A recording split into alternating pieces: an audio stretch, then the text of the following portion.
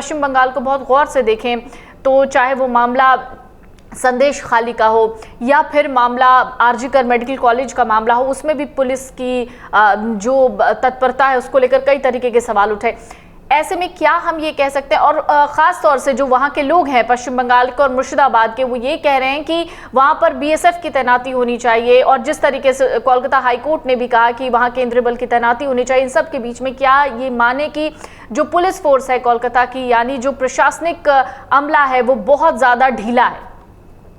देखिए, अगर हिंसा की आग फैली है, वो कंट्रोल और कंटेन नहीं हुई है, तो इसके अंदर कहीं ना कहीं पुलिस की ये जिम्मेदारी तो बनती ही है, पुलिस की जवाबदेही बनती है। डिस्ट्रिक्ट पुलिस जो है वो सबसे पहले पायदान के ऊपर खड़ी होती है। बीट कांस्टेबल्स उसके पास होते हैं, थाने उसके पास होते हैं, पहली इंफॉर्मेशन पुलिस के पास में आती है। कोई भी, चाहे सेंट्रल पैरामिलिट्री फोर्स हो या मिलिट्री हो, ये सारी तो जो एजेंसीज हैं ये बाद में आती हैं, लेकिन जो local intelligence, local administration, local जो पब्लिक ऑर्डर है, वो तो पुलिस के हाथ में होता है। और पुलिस ने अगर उसको नहीं संभाला है या उसके बावजूद, पुलिस के संभालने के बावजूद ये आग फैली है, तो उसमें कहीं ना कहीं कुछ डेरिलेक्शन ऑफ ड्यूटी जरूर हुआ है, यानी जिम्मेदारियों को निभाने के अंदर कहीं ना कहीं कोई कमजोरी जरूर रही होगी, इसीलिए वहां पर इतनी हिंसा फैली। लेकिन फिलहाल ये सवाल इस चीज का नहीं है कि पुलिस इसके लिए जिम्मेदार थी या पुलिस की क्या मुस्तैदी थी, पुलिस के पास क्या सूचना थी, कितनी नहीं थी। उन तमाम चीजों के साथ साथ पुलिस वहां पर अभी भी मौजूद है, और पुलिस के साथ साथ वहां पर, जैसा मैंने आपसे कहा कि बीएसएफ की भी तैनाती कर दी गई है।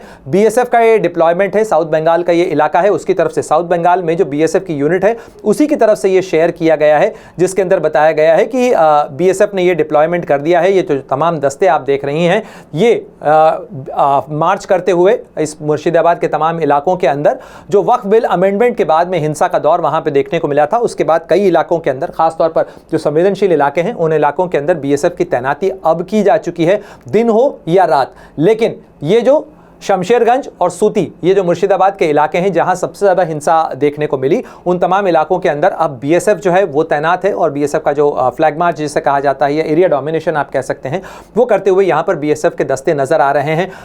मुर्शिदाबाद की जो पुलिस है, मुर्शिदाबाद डिस्ट्रिक्ट पुलिस जो है, उसका भी अगर आप देखें तो उसकी तरफ से भी लगातार जो फेक न्यूज़ है उसको भी काउंटर किया जा रहा है। ऐसी बहुत सारी चीज़ें हैं जो वहाँ फैलाई जा रही हैं, कई ऐसे में अफवाहें भी बहुत ज़्यादा फैलती हैं, आप अच्छी तरीके से जानती हैं, इसलिए वहाँ भी उसे भी काउंटर करने की कोशिश की जा रही है। और इसके अलावा जो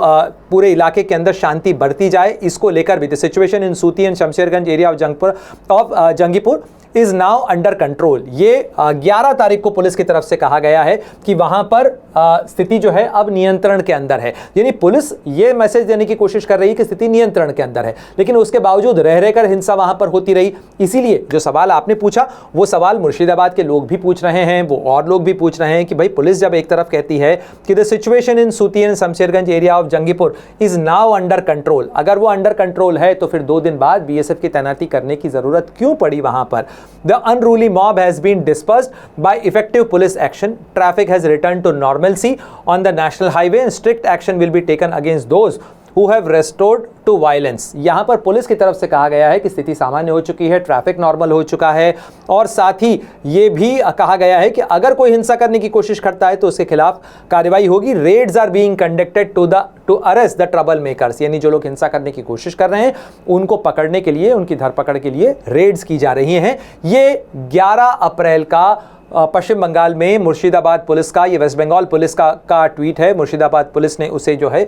रीपोस्ट भी किया है, लेकिन उसके बाद ही बावजूद हमें क्या देखने को मिलता है? हमें देखने को मिलती है ये तस्वीर जो कि 13 अप्रैल की है, जिसके अंदर बीएसएफ का डिप्लॉयमेंट इस इलाके के अंदर किया गया है। यानी कहीं ना कहीं चूक तो जरूर हुई है, स्थिति को या तो आंका कम गया या संभाला देर से गया, और इसी के कारण हिंसा की आग फैली है। कई लोगों की इस हिंसा के अंदर जो है उन्हें जानमाल का नुकसान हुआ है। अभी भी उस इलाके के अंदर तनाव बरकरार है, और ऐसे में जरूरी हो जाता है कि उस इलाके के ऊपर गौर से ध्यान दिया जाए, वहां पर पुलिस एडमिनिस्ट्रेशन जो है वो जरा सी भी लापरवाही या कोताही न बरते। अगर आप ये वीडियो YouTube पर देख रहे हैं तो हमारे चैनल को सब्सक्राइब कर बेल आइकन दबाएं, और Facebook पर देख रहे हैं तो हमारे पेज को लाइक करें। 8 मिलियन प्लस सब्सक्राइबर, आपके इस भरोसे के लिए बहुत धन्यवाद।